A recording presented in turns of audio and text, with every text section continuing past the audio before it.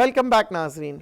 आप लोग यही सोच रहे होंगे कि इन सारे मसले मसाइलों का हल क्या है, क्योंकि ये सारे मसले मसाइल तो आपको भी पता है, सबको पता है, बच्चे बच्चे को पता है। तो इन मसलों का हल कब तक आएगा? मसलों का हल है। मेरी ज़िंदगी के अंदर मैंने एक चीज़ सीखा है, where there is a will there is a way. अगर आप कोशिश करेंगे तो रास्ता है। रास्ता क्या है? अब आप जहन में रखिएगा, रास्ता एक ही है कि अब हमारे प्राइम मिनिस्टर साहब को चाहिए कि इंसानों के ऊपर इन्वेस्टमेंट करें। जी हाँ, मशीनरी से ज़्यादा अगर मुल्क तरक्की करना चाहती है तो इंसानों के ऊपर इन्वेस्ट करें। वो कैसे? कि आप तलाश करें प्राइम मिनिस्टर साहब अच्छे लोगों को, ऐसे लोगों को जो आपको बाकायदा अच्छी एडवाइस कर सके और आपके साथ काम कर सके। आपको अगर इकोनॉमिस्ट चाहिए तो खुदारा ये जो गिने चुने पिछले 25-30 साल के इकोनॉमिस्ट बैठे हुए हैं ना, जो कभी पीपल्स पार्टी के साथ होते हैं, कभी पाकिस्तान मुस्लिम लीग नवाज के साथ होंगे, कभी मुशर्रफ साहब के साथ होंगे, सारे ये वही है। आप मुझे बता दें, मैं और आप कभी हमने कोई नया नाम सुना है?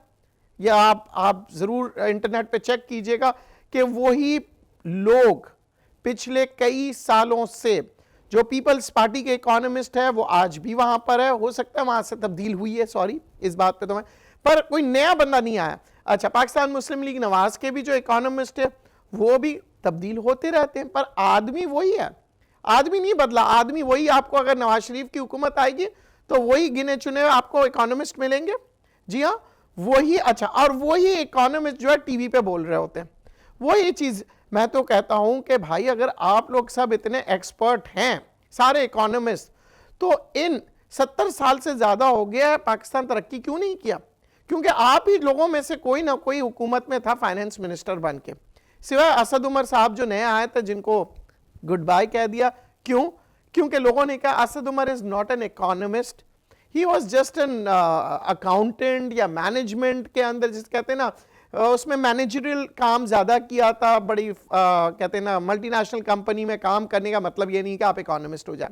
चलें, बहरहाल आपकी बात सुन लेते हैं, समझ लेते हैं और इस पे यकीन भी कर लेते हैं।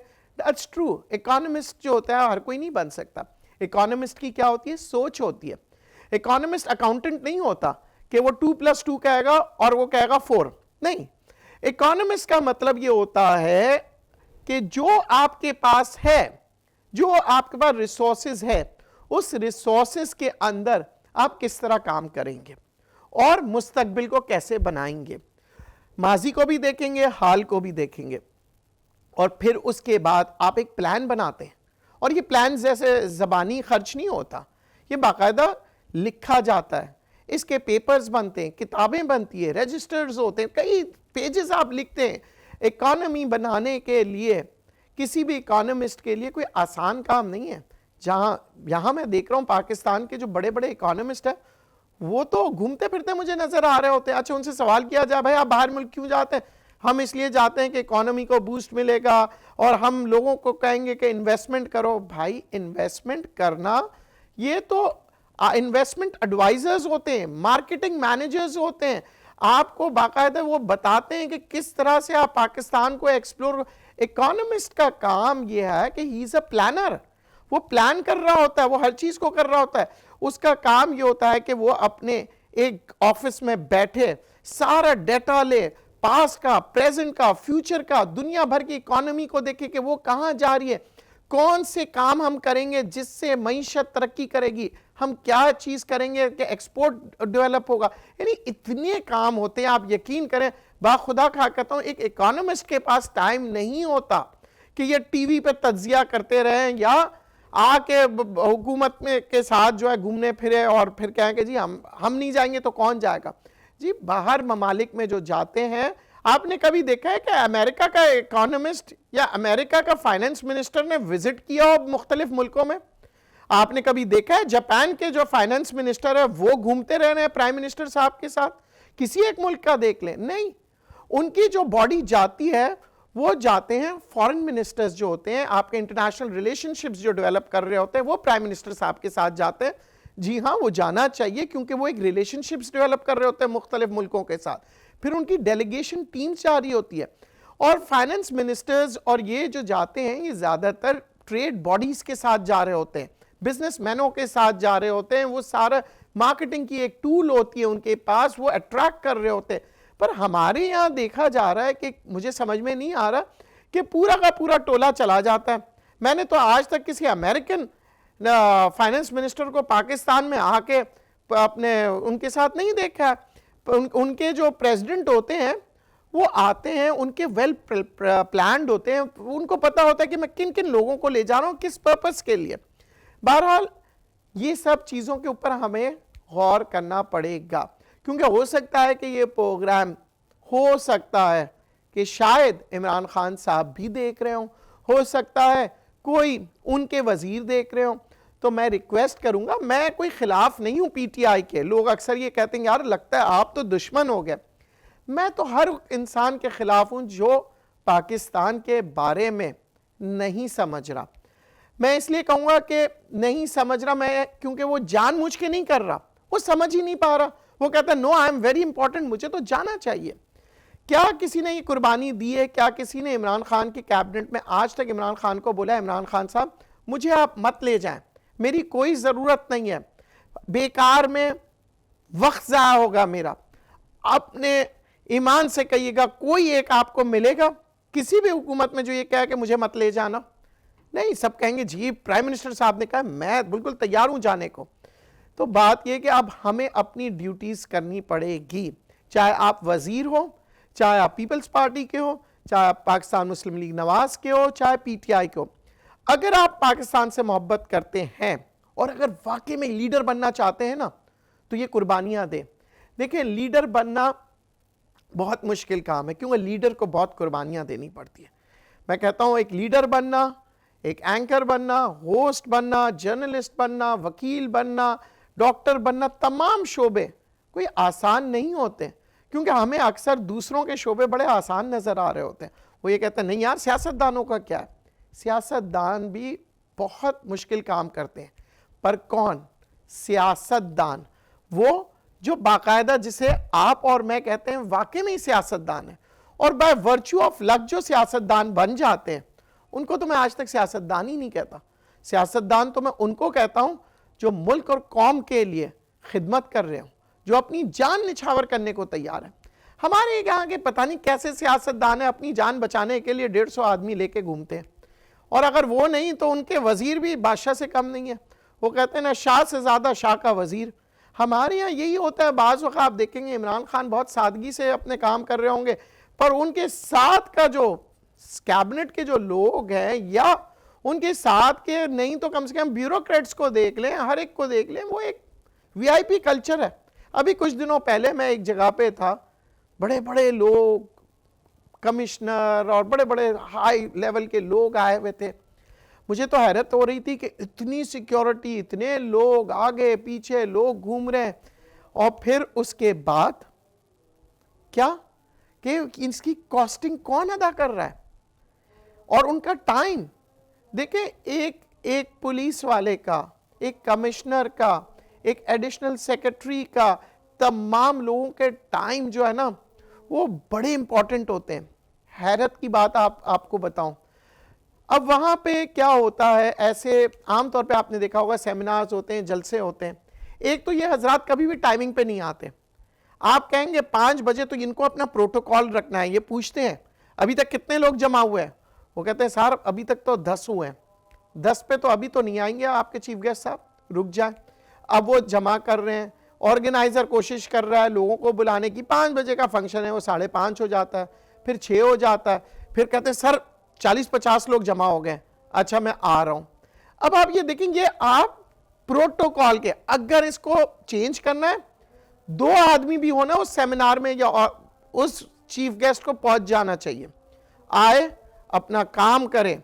क्यों? क्योंकि आजकल के दौर में आपको सेमिनार्स जो भी आप ऑर्गेनाइज कर रहे होते हैं, आपको अपने स्किल्स, अपने जो लेक्चर्स है उसको डिलीवर करना है। फर्ज करें 10 आदमी भी नहीं आते, 2 आदमी आते हैं, कैमरा तो मौजूद होता है, आपके प्रोग्राम रिकॉर्ड हो रहे होते हैं, आपके पास टाइम नहीं है, तो आप आइए अपने स्केड्यूल पे ताकि आइंदा तब्दीली आएगी। इन सारे मसले मसाइलों का हल किसके पास है?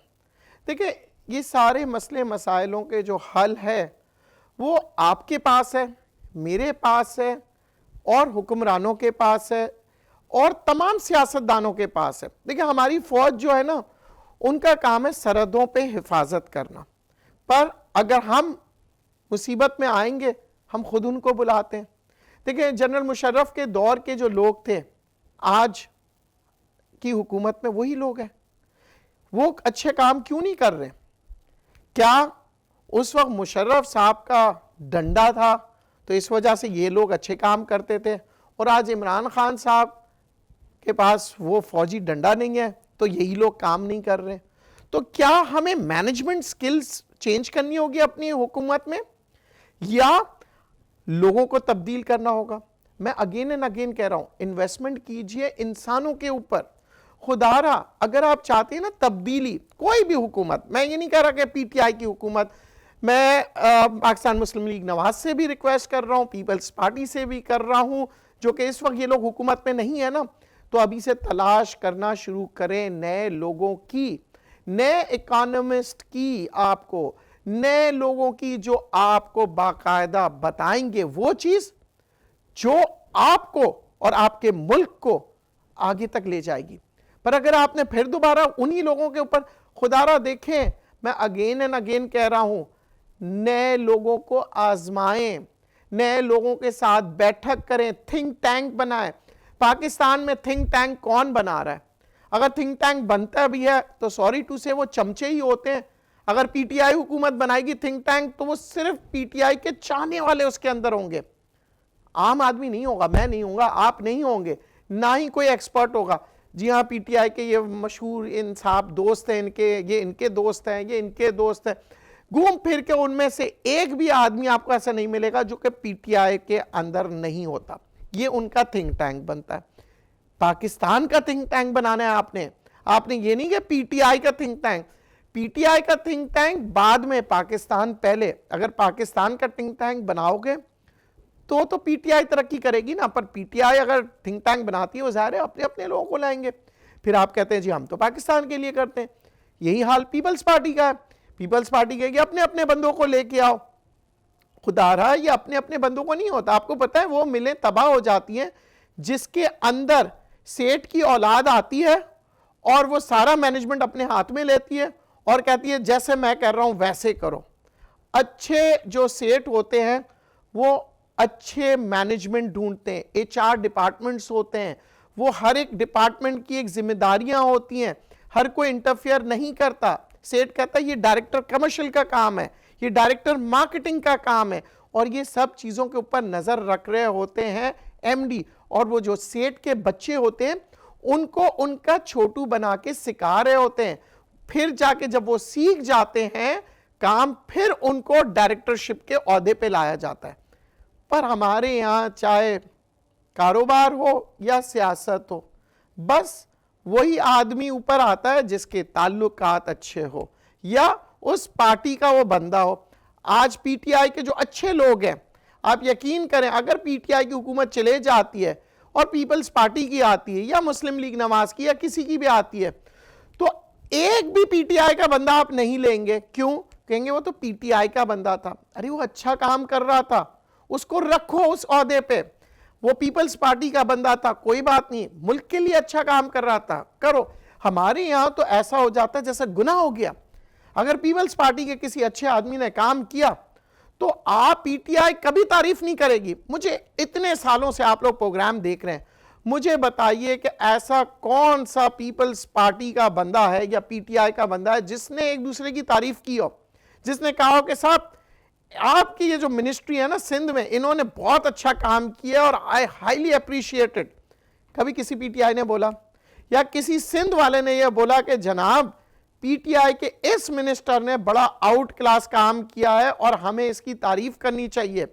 और नहीं, हम क्रिटिसाइज कर रहे होंगे। क्यों? क्योंकि भाई वो पीटीआई का आदमी है, मैं कैसे बोल दूं अच्छा?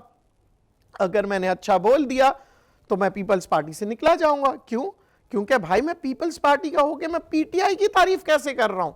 तो भाई इस नजरिए को बदलेंगे तब तो आपका पाकिस्तान बदलेगा। तो अब आपको सोचना है कि आपको क्या करना है।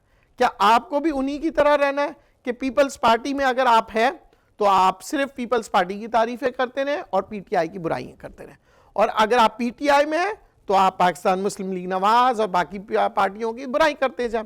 आजकल मौलाना साहब भी इन एक्शन आए हुए हैं। जी हाँ, देखिए जमात इस्लामी एक ऐसी जमात थी जिनको लोगों ने बहुत इज्जत दिया।